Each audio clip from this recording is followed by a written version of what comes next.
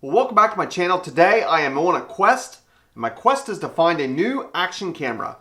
In many of my videos, almost every single video I ever produce, I use an action cam in one way, form, or another. Action cams are very popular nowadays, and they can be used in a variety of different situations.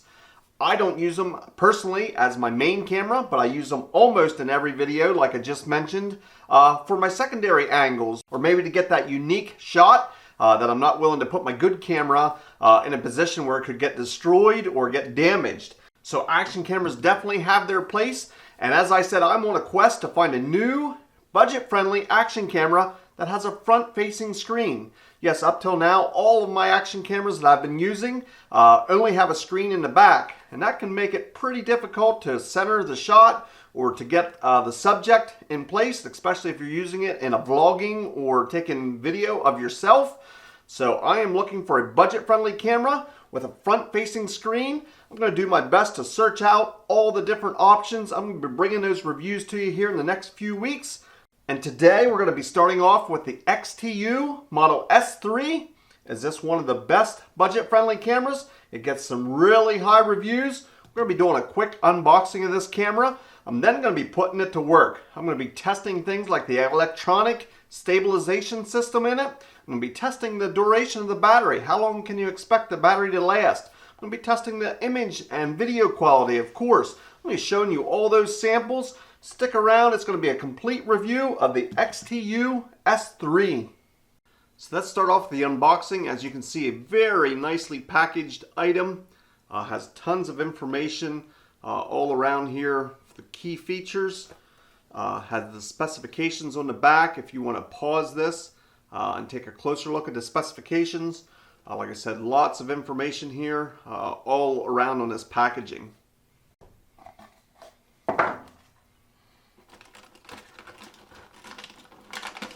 So this camera does come with a waterproof housing, but one of the features is that this camera is waterproof without a housing down to 5 meters, I believe. So it is a metal frame camera. Of course, it has the all-important front screen. Has a very large rear screen. It is has a 1/4-20 mount directly in the frame of the camera. It is a touch screen, so we'll be testing that out. Let's see what else we get inside the package here. Quite a few different accessories. Does come with a USB cable, different strapping for different accessories, some zip ties and a cleaning cloth, a couple of adhesive pads, has a handlebar or a pipe mount,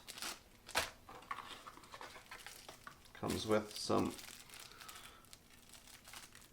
dust absorbers, a USB drive.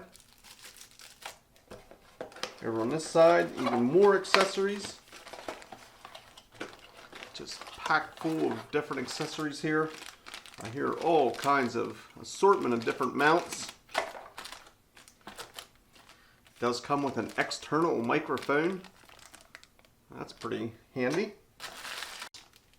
Comes with a whole assortment, at least a half a dozen different mounts. Anything you're going to need, we have it here. Comes with a windscreen, a lens cover it looks like, and a watch that has a start and stop button for your video, and the ability to take a photo remotely. So as you can see, this camera comes with a whole host of accessories, just a ton of different accessories, and basically anything you're going to need it comes with. But now let's charge this battery up. And we're going to be putting this thing to work, and I'm going to be showing you some of the test and some of the sample videos that I get from this camera. How good can it be for a budget camera with a front-facing screen? Let's find out. So as I had mentioned, I'm going to be testing a whole host of different things on this camera. I'm going to try and be as extensive as possible and test all the features. I figured what better feature to start off with is the audio. Right now you're listening to me with the built-in microphone with this camera. Exactly how it comes is how you're hearing me. But as I showed you, it does come with a external microphone. This microphone plugs into the side of the port here. I'm going to test that. That should improve the audio quality. I'm going to plug this into the camera right there, and the next time you hear me, it's going to be through this external microphone. Well, you are hearing me now with the external microphone. I'm not sure if you can tell the difference, but this should improve the audio quality, or at least that's what my initial thoughts would be. The microphone kind of has the ability to bend and hold its position, so you can point it in different directions, and obviously I have it pointed right towards me now. This should be a great feature to improve your audio, and it comes standard with this XTU S3.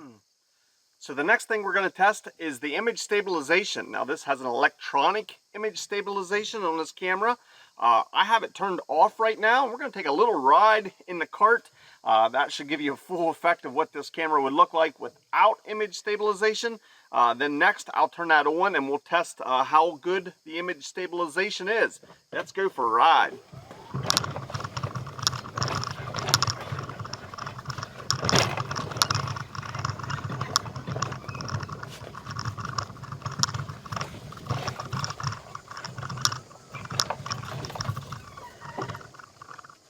Well, I can imagine that was pretty bumpy. I'm going to turn on the electronic image stabilization and then continue my ride. It might have its hands full with this rough cart, but let's turn that on and we'll see what the image stabilization does on the XTU S3.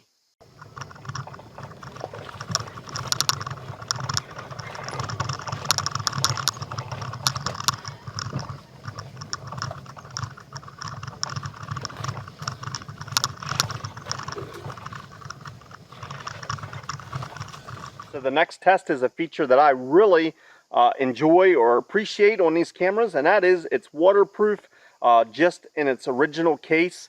It's good down to 5 meters or approximately 15 feet, just the way the camera is. If you want to go deeper than that in the water, it does come with a waterproof housing. You can place the camera in there and go a lot deeper, I think down to 40 or 50 feet deep with the waterproof housing. But right now I'm just going to test the bare camera.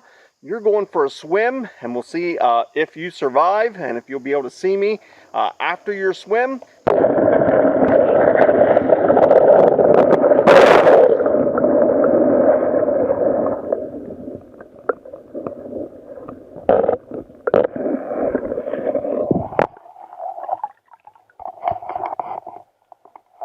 So there we go. It survived. It's still powered on. It's still recording. I'm sure the audio goes through a little bit of a transition there as it goes underneath the water and then comes back out. But the camera is waterproof. It has survived. I'm happy for that. It's very important for me when I'm outdoors and I'm hunting, using it in different situations. Camera oftentimes gets wet, and to know and not have to worry about a waterproof casing is a huge plus for me. So up next is the test of how long the battery is going to last. Now this is going to be the worst case scenario because I have the battery fully charged, but I'm going to turn the screensaver off. It's just going to make it easier to identify exactly when the camera turns off and quits recording. I'm going to hit record on this camera. I'm going to have a time lapse running directly behind it. We'll see exactly how long the camera is able to record until the battery runs completely dead. Again, keep in mind if you have the screensaver option deployed on your camera here, your battery should last considerably longer because it does take more power to have that screen on at all times. I'm going to start the camera now. Let's see how long this battery lasts.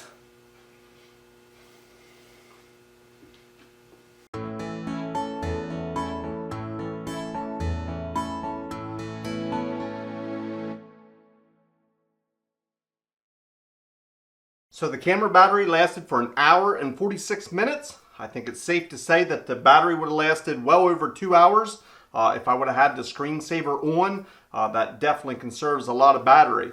Not bad. I would say that is average battery life. The positive thing about this camera is though, you can charge this camera while using it.